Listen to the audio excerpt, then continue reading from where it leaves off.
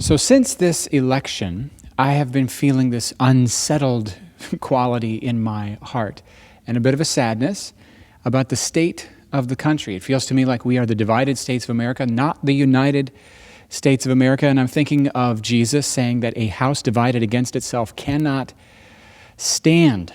I've also been not saying much online. And here's why. I want to represent Jesus well. And it seems to me that it's almost impossible to speak into anything related to politics without alienating people I deeply love and people who matter, who are made in the image of God with value. I'm not suggesting that we can never speak about politics. There's got to be a way to do it.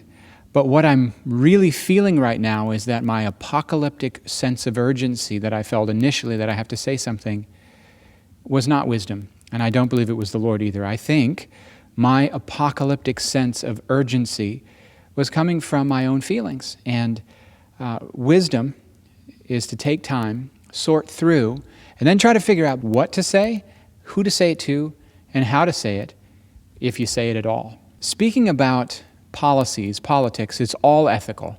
You cannot talk about the economy without being ethical. You cannot talk about healthcare without it being an ethical conversation. You can't talk about reforming our immigration process without being ethical. Everything is ethical at the bottom line. And ethics hit to the baseline of values, and values touch on some of our tribal identity. And most of us get very passionate and emotional when our identity is threatened. And I think whether you're on the right or on the left, if you love this country, which I do, and I assume you do, then right now you are triggered and provoked and you'd like to give some people a piece of your mind.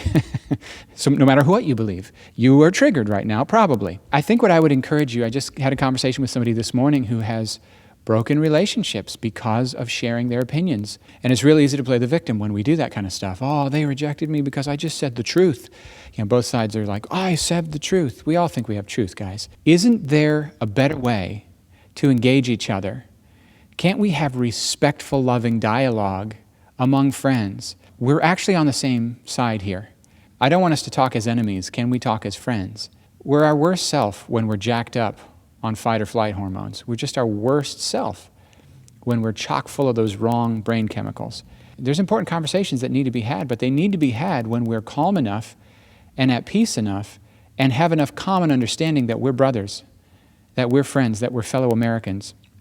And we can have these conversations well without being threatened and then resorting to name-calling and accusation and fundamental distrust of the other people's integrity. So let's all calm down, hush, trust God, surrender. And if we have pillows, scream into them. And if we have journals, write into them for a moment. Because there's really no need for us to break relationship and hurt people made in God's image. Even though right now I know we're feeling, many of us, no matter what your convictions are, very strongly. Just some thoughts to think about that I thought about before I said them Thursday. See you.